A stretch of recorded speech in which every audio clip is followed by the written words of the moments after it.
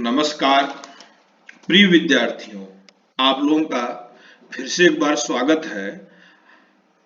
इस समय हम लोग उत्तर प्रदेश माध्यमिक शिक्षा परिषद की वेबसाइट पर जो प्रतिदर्श प्रश्न पत्र पड़ा हुआ है, जो मॉडल पेपर पड़ा हुआ है, उसको हल कर रहे हैं।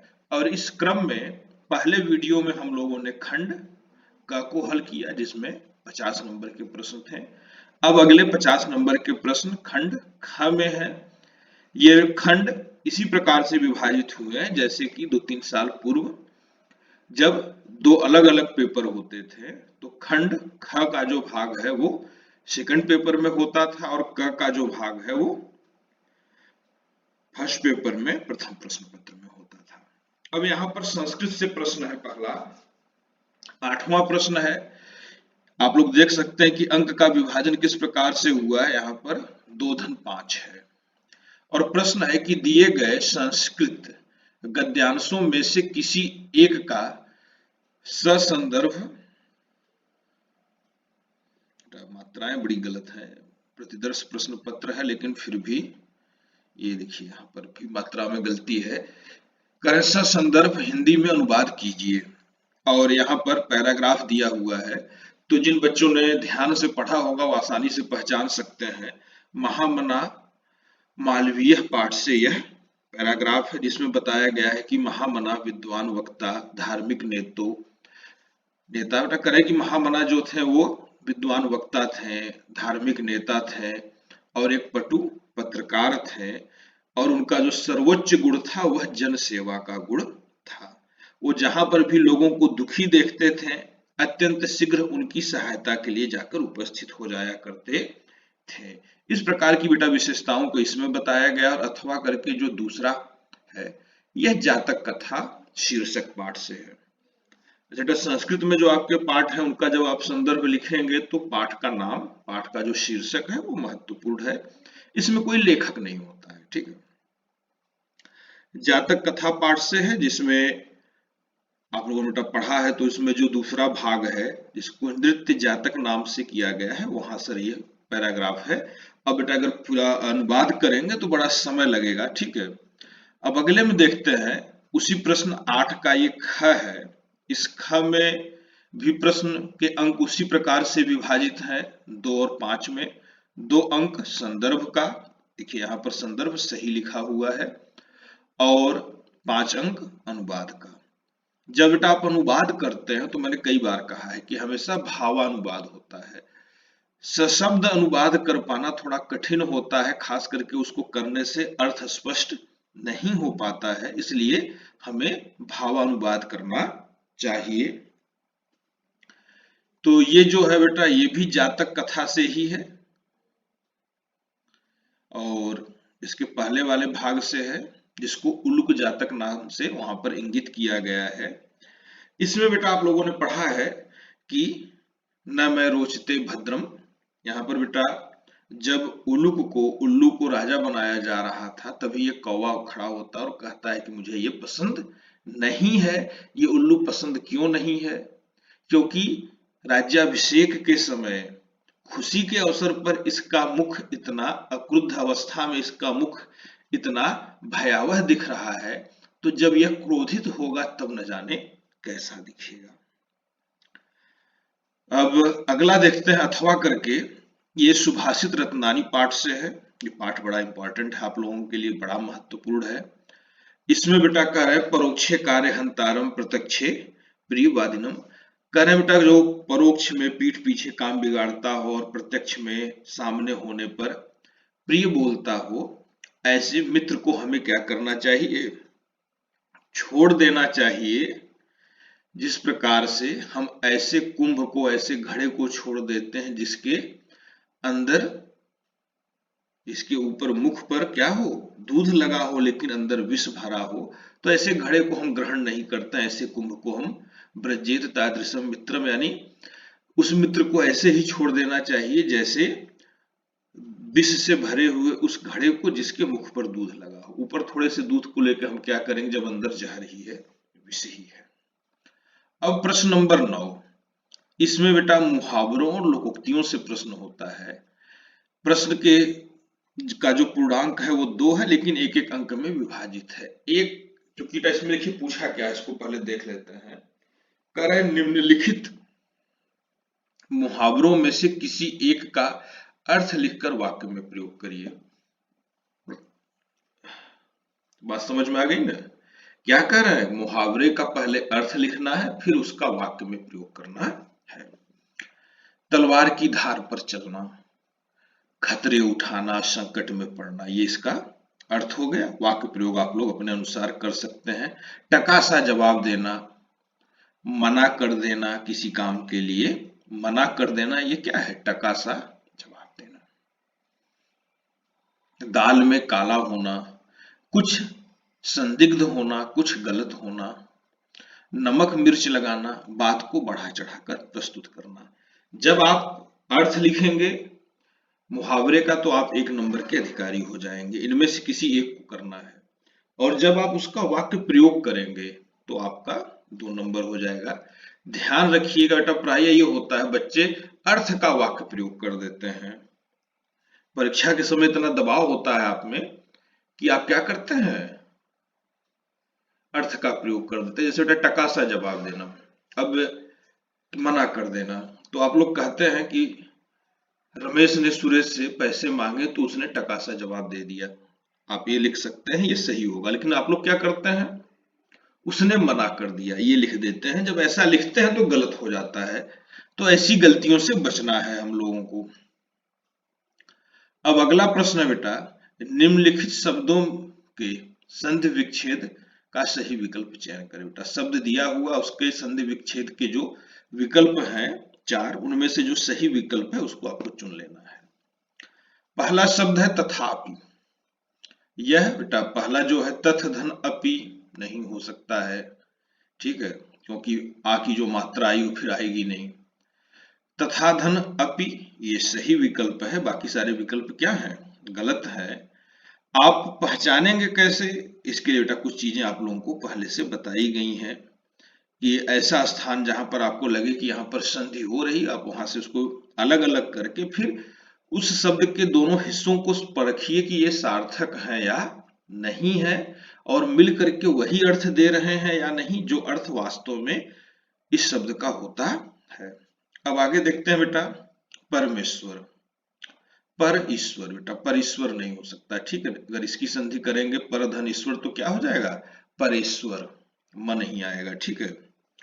परम धन ऐश्वर, इसकी संधि करेंगे तो परम धन ऐश्वर हो जाएगा बेटा, ए का ऐ हो जाएगा।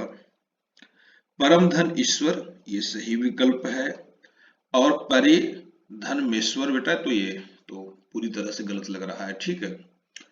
इसको आप करेंगे तो आपका 1 नंबर होगा। अब इसी में दूसरा भी प्रश्न है, गायक। तो बेटा इसमें से पहले देख लेते हैं कौन सी संधि थी, किस संधि के नियम से ये हुआ था परमेश्वर। ये बेटा परम धन ईश्वर, ठीक है, यानी अधर ई बराबर ए, गुण स्वर संधि।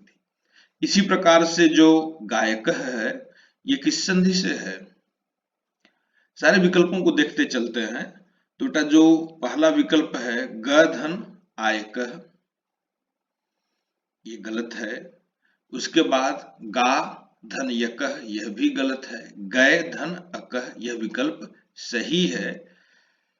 अब बेटा इसमें होता क्या है इसको समझ लेते हैं हम लोग। ये अयादि संधि के माध्यम से होता है। अयादि संधि में क्या होता है, ए धन कोई भी अन्य स्वर तो उसका क्या हो जाएगा, आय।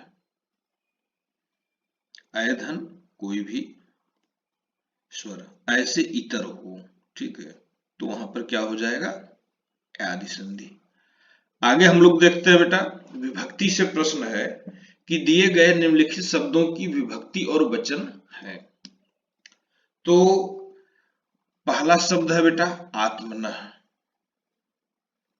में विभक्ति और वचन बताइए। तो बेटा ये प्रश्न दरअसल गलत छप गया है, वेबसाइट पे कितनी गलतियां हुई हैं तो हम लोग नहीं कर सकते। ये 2 विकल्प हैं, ये दोनों सही हैं, ठीक है।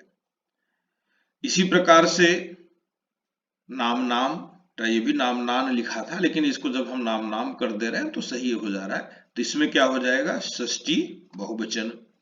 इसी प्रकार से अगला प्रश्न है 11वां प्रश्न, निम्नलिखित शब्द युग्मों का सही अर्थ चयन करके लिखिए। बेटा शब्द युग्म दिया हुआ है वसन और व्यसन। अब इसमें 4 विकल्प हैं, सही विकल्प कौन सा है, सही शब्द युग्म का जो शब्द युग्म है उनके जो सही अर्थ है वो कहां पर है, इसको हम लोग को देखना है। तो पहला दिया है बेटा विवश व्याकुल, ये गलत है। कवच भोजन, ये भी गलत है। वस्त्र, बेटा वसन वस्त्र होता है, और व्यसन किसे कहते हैं, आदतों को।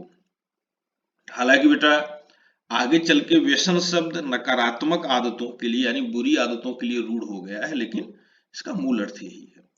अब अगला शब्द युग्म है अंबुज और अंबुद। तो बेटा आप लोगों को मैंने बताया है कि पानी के जितने पर्यायवाची हैं, अंबु, नीर, तोय, वारी, सबके पीछे यदि ज लगता है तो कमल हो जाता है, और द लगता है तो बादल हो जाता है, धी लगता है तो सागर हो जाता है।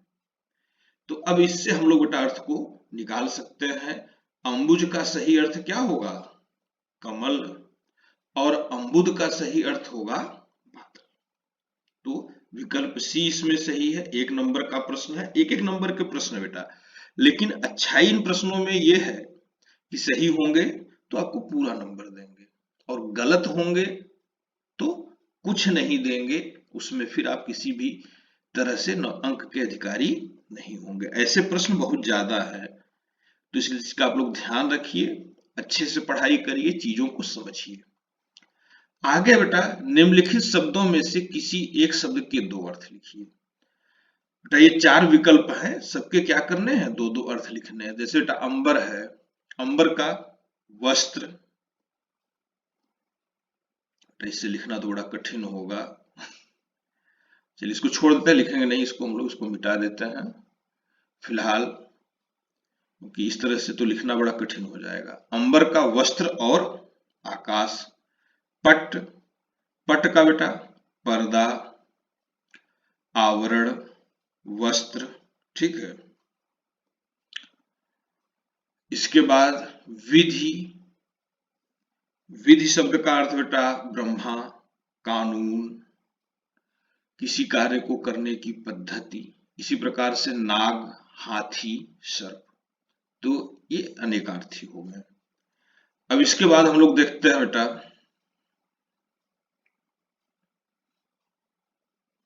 अगला प्रश्न है, निम्नलिखित वाक्यांशों में से के लिए एक शब्द का चयन करें। बेटा जिसको आप लोग पढ़ चुके हैं, वाक्यांश के लिए एक शब्द, और इसमें अच्छा ये है कि विकल्प दिए हुए हैं, तो आपको अगर थोड़ा सा याद होगा तो बाकी सहायता यहां से आपको मिल सकती है। जैसे जो आंखों के सामने हो, नेत्र सम्मुख, प्रत्यक्ष, आंखों के आगे, प्रत्येक अक्ष। तो इसमें सही विकल्प कौन सा होगा, इसमें आपका जो सही विकल्प होगा वो प्रत्यक्ष होगा।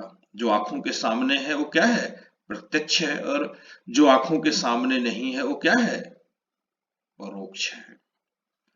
अब अगला है आपका वाक्यांश, जानने की इच्छा रखने वाला। जानकार, ज्ञानी, जिज्ञासु, बुद्धिमान। तो सही विकल्प सी है क्या, जिज्ञासु। जानने की इच्छा जिज्ञासा होती है, और जानने की इच्छा रखने वाला जिज्ञासु। अगला प्रश्न है, करें निम्नलिखित में से किन्हीं 2 वाक्यों को शुद्ध करके लिखिए। बेटा वाक्य दिए हुए हैं जो क्या है, अशुद्ध है, उन्हें क्या करना है, शुद्ध कर देना है।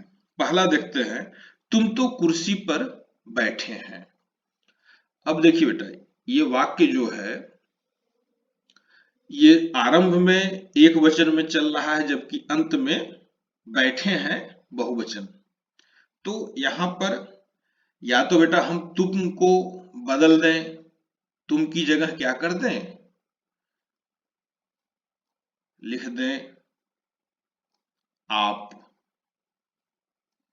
क्योंकि बेटा हालांकि आप कहेंगे कि तो आप कह रहे थे सर कि बहुवचन में ये शब्द है, तो जब हम किसी को सम्मान देते हैं ना, तो वहां पर भी हम क्या करते हैं, सम्मान देने के लिए बहुवचन में प्रयोग करते हैं। जैसे पिताजी आ गए हैं, तो पिताजी तो एक ही हैं, ठीक है, लेकिन पिताजी को हमने सम्मान दिया तो हम ये नहीं कहते हैं कि पिताजी आ गया है, है न कह के क्या कहते हैं, है एक वचन के लिए और हैं या तो बहुवचन के लिए या तो आदर बोध कराने के लिए। तो या तो हम उसको ऐसे सही कर सकते हैं कि आप तो कुर्सी पर बैठे हैं, या फिर दूसरा हम कर सकते हैं कि बेटा तुम के हिसाब से इसको एक वचन में डाल दें, तुम तो कुर्सी पर बैठे हो, ठीक है। ये दोनों प्रकार से इस वाक्य को शुद्ध किया जा सकता है।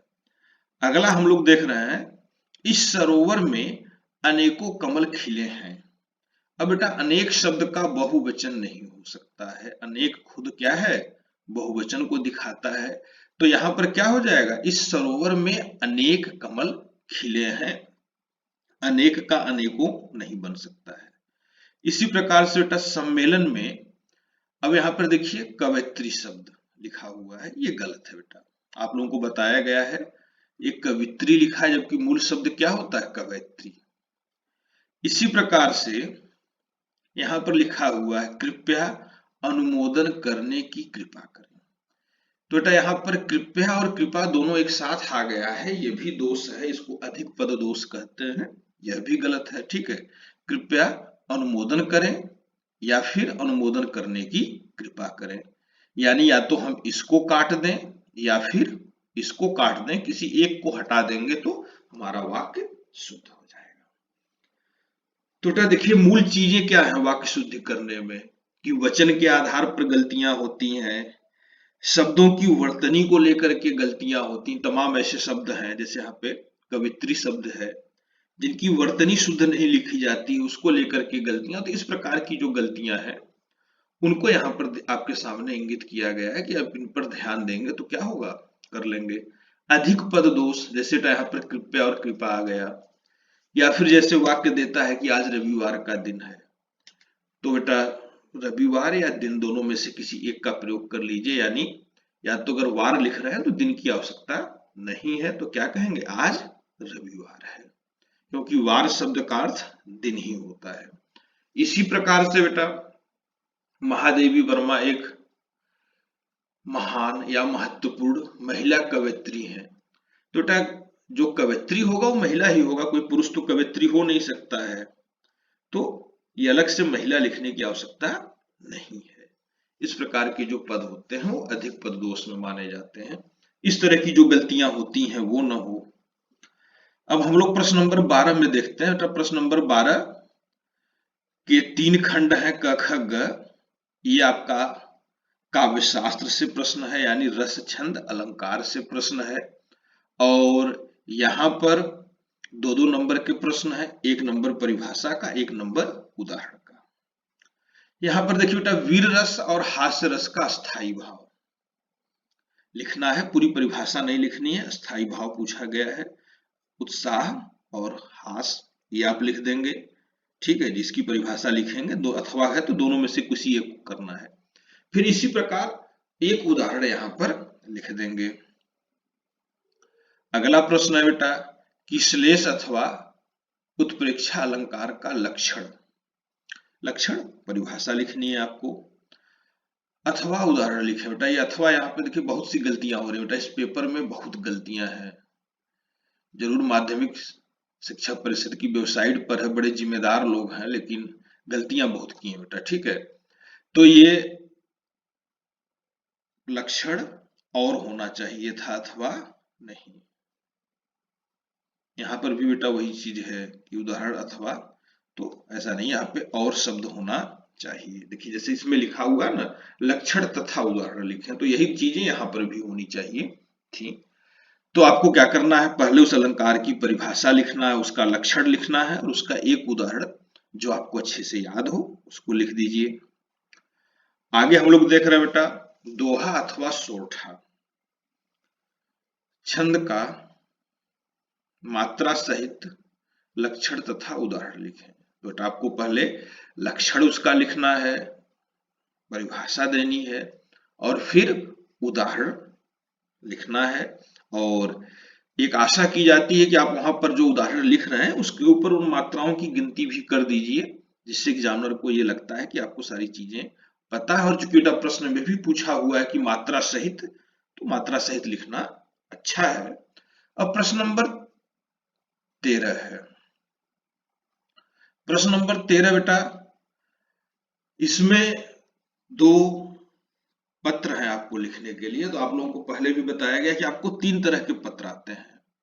एक बैंक से ऋण के लिए, दूसरा शिकायती पत्र जिसमें आपको प्रायः कोई ऐसी सिचुएशन दी जाती है, कोई ऐसी परिस्थिति दी जाती है कि कोई बीमारी फैली हुई है या कोई साफ सफाई से जुड़ी समस्या है, आप उसके लिए किसी समर्थ अधिकारी को, जैसे इस पेपर में जिला अधिकारी को दिया गया है, एक शिकायती प्रार्थना पत्र लिखें।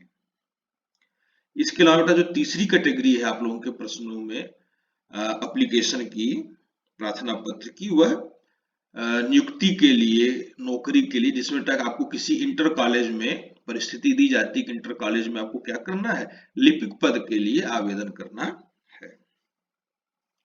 तो आप लोग देख रहे हैं कि बैंक में खाता खुलवाने के लिए बेटा, हालांकि प्रायः ऋण के लिए आता है, लेकिन यहाँ पर क्या दिया हुआ है, खाता खुलवाने के लिए बैंक प्रबंधक को आवेदन प्रार्थना पत्र लिखिए। इसी प्रकार शहर में फैले संक्रमण बीमारी की तरफ जिलाधिकारी का ध्यान आकर्षित करने के लिए आवेदन पत्र प्रार्थना पत्र लिखिए। अब बेटा अगला प्रश्न है निबंध से, ये जो इसमें बेटा अंक विभाजन देख लेते हैं थोड़ा सा। आप लोगों को लगा होगा कि ये एप्लीकेशन तो एक ही है, तो इसमें 2-4 क्यों है। 2 नंबर होते हैं आपकी ड्राफ्टिंग के लिए। ड्राफ्टिंग समझ रहे हैं कि पत्र में कौन सी चीज कहाँ लिखनी है। जैसे आप लोगों को एक प्रक्रिया बताई गई है कि सेवा में, फिर उसके बाद समर्थ अधिकारी का नाम, फिर उसके कार्यालय का पता, फिर विषय, फिर महोदय, फिर 2 पैराग्राफ में अपनी बात। पहले पैराग्राफ में आप अपनी बात रखते हैं और दूसरे में आवेदन करते हैं कि आप क्या चाहते हैं। फिर इसके बाद आप अपना भवदीय या प्रार्थी करके अपनी बात को लिखते हैं। बात को लिखते समय आपको अपना नाम नहीं लिखना है बोर्ड परीक्षा में। ध्यान रखिए कि बोर्ड परीक्षा में ऐसी कोई भी चीज अपनी कॉपी पर आपको नहीं लिखनी है जो आपकी जाति, आपका धर्म या आपका लिंग सूचित करता हो कि आप किस धर्म के हैं, हिंदू हैं, मुसलमान हैं, सिख हैं, जैन हैं, क्या हैं, या आप किस जाति के हैं, या फिर आप बालक हैं या बालिका हैं। ये चीजें इंगित करना अवैध माना जाता है। ठीक है, तो आपको अपना नाम नहीं लिखना, आपको क्या लिखना है, क ख ग। ठीक है, दिनांक लिखना है। ये सारी चीजें आपने अगर लिखी हैं तो ये 2 नंबर की बात है कि सारी चीजें सही जगह पर लिखी गई हैं या नहीं। और अंदर आपने कितनी कम गलतियां की हैं, अपने बात को कितने प्रभावशाली तरीके से रखा है, इसके 4 नंबर हैं। अब इसके बाद बेटा इसी प्रकार से आपका निबंध आ गया। निबंध में भी 2-7 है। ठीक है, निबंध के विषयों को देख लीजिए, आपको किसी एक विषय पर लिखना और 5 विषय ऑप्शन में है। ठीक है, देश में बेरोजगारी की समस्या, आतंकवाद की समस्या और समाधान, वृक्षारोपण का महत्व। तो बेटा महत्व में भी एक और त होना चाहिए, ये भी गलत है थोड़ा। विद्यार्थी और राजनीति, देश की समृद्धि और विकास में समाचार पत्रों की भूमिका। इस प्रकार से 5 विषय दिए हुए, किसी एक विषय पर आपको निबंध लिखना है। अब इसमें से देखिए जो 2 नंबर है ना, ये 2 नंबर आपको यहाँ पर भी निबंध के पूरे प्रारूप के लिए है कि उसके जो सारी चीजें हैं आपने ठीक से लिखी हैं कि नहीं, प्रस्तावना से शुरू किया है कि नहीं, उपसंहार से समाप्त किया है कि नहीं, आवश्यकता अनुसार आपने उस निबंध के ढांचे को खड़ा किया है या नहीं। 7 नंबर आपके आंतरिक विषयों के लिए कि आपने उस मुद्दे को, उस बात को किस प्रकार से उठाया है और किस प्रकार से समझाया है। प्रायः इंटर में पढ़ने वाले बच्चे, हालांकि हम लोग भी पढ़ते थे तो हम लोग भी यही करते थे, निबंध को सबसे अंत में करते हैं और जो जब जहां मन में आ जाता है वो लिख डालते हैं। लेकिन निबंध लिखने का जो सबसे अच्छा तरीका है वह यह है कि आप अपने मस्तिष्क में पहले सारी चीजों को व्यवस्थित कर लें, उस व्यवस्था के अनुरूप आप भूमिका बनाएं जिसको हम लोग प्रस्तावना कहते हैं, फिर उसी के आधार पे आप निबंध का विस्तार करें, उसका विकास करें, उसमें आने वाली हेडिंगों को लिखते चलें, उपशीर्षकों को लिखते चलें और फिर हम क्या करें, अपने निष्कर्ष तक आए। ध्यान रखना है कि निष्कर्ष कभी निराशावादी नहीं होना चाहिए। जैसे देश में बेरोजगारी की समस्या, तो ये नहीं लिखना है कि भाई देश में बेरोजगारी की समस्या बड़ी गंभीर है, एक दिन बड़ी दिक्कत हो जाएगी, सारे देश के लोग बेरोजगार हो जाएंगे और सब चोरी डाका डालने लगेंगे। तो इस तरह के निराशावादी निष्कर्ष नहीं लिखने हैं। समस्या को आप जब लिखेंगे तो समस्या के कारण लिखेंगे, उसके समाधान के उपाय भी बताएंगे और अंत में जो आपका उपसंहार होगा वो आशावादी होगा और आप ये मान के चलेंगे कि आने वाले भविष्य में इन समस्याओं का समाधान हो सकता है, इसके लिए हमें प्रयास करने होंगे। तो इस प्रकार से हम लोगों ने 2 भागों में अपने इस प्रश्न पत्र को हल किया और अब इसके बाद हम लोग अपने पाठ्य विषयों पर चलेंगे। जिन चीजों को हम लोगों ने पढ़ा है उनको फिर से अध्ययन करेंगे, पुनरावृत्ति करेंगे, सिंहावलोकन करेंगे और बीच में यदि अवसर मिलता है तो फिर से आप लोगों को एक बार मैं किसी और प्रश्न पत्र को हल कराऊंगा। विशेष कोशिश मेरी ये रहेगी कि इस बीच में जो अंक सुधार वाली परीक्षा हुई थी उसके प्रश्न पत्र को मैं आप लोगों को हल कराऊंगा, क्योंकि उसमें एक चीज मूल्यांकन के समय मैंने अनुभव की कि पेपर में बड़े निर्देश थे कि ये करना है, ये नहीं करना है। उन्होंने जो 3 घंटे 15 मिनट का समय था उसे घटा करके 2 घंटे 15 मिनट कर दिया था और प्रश्न भी बड़े काट दिए थे। तो पेपर पूरा था, ऊपर निर्देश में था कि ये करिएगा, ये मत करिएगा, ये कर लीजिएगा तो इसको मत करिएगा, लेकिन प्रायः बच्चे समझ नहीं पाए और उन्होंने दोनों को कर दिया। अब चूंकि बेटा जब हम लोग कॉपी चेक करते हैं तो हमें जो अंक चढ़ाने होते हैं ऊपर वाले पृष्ठ पर, वहां पर हम गलत नंबर नहीं दे सकते हैं। तो हम लोग चाह करके भी, हम लोग को लग रहा था कि नहीं बच्चे ने किया है, दोनों खंड कर दिए यदि उसने, या जैसे तीसरे प्रश्न में, उदाहरण के लिए आप लोगों को बता रहा हूं, इस प्रश्न पत्र में आप समझ लीजिए कैसे क्या था। जैसे तीसरे प्रश्न पत्र और चौथे में, ये तीसरे प्रश्न में और चौथे प्रश्न में किसी एक प्रश्न को करना था, लेकिन प्रायः बच्चों ने उस निर्देश को ध्यान से नहीं पढ़ा, उन्होंने तीसरे को भी कर दिया और चौथे को भी कर दिया।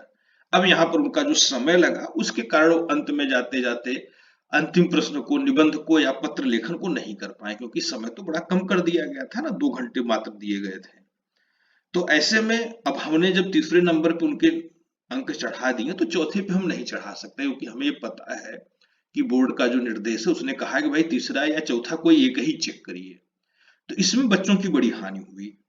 तो इस चीज को आप लोगों को समझाने की मेरी कोशिश रहेगी कि उस प्रश्न पत्र में आप लोग जाकर के देखें कि किस प्रकार के निर्देश हैं, क्योंकि बेटा फिर से कोविड की, कोरोना की तीसरी लहर आने की जो पूरी संभावना बन रही है, उस संभावना को देखते हुए हो सकता है कि आप लोगों की परीक्षाएं उसी प्रकार से हों, छोटी परीक्षाएं हो, 3 घंटे के बजाय 2 घंटे की परीक्षाएं हो, तो प्रश्न पत्र भी उसी तरीके से आएंगे। तो उनके यदि निर्देशों से आप लोग पूर्व में परिचित रहेंगे तो आप लोगों को उतनी कठिनाइयां नहीं होंगी।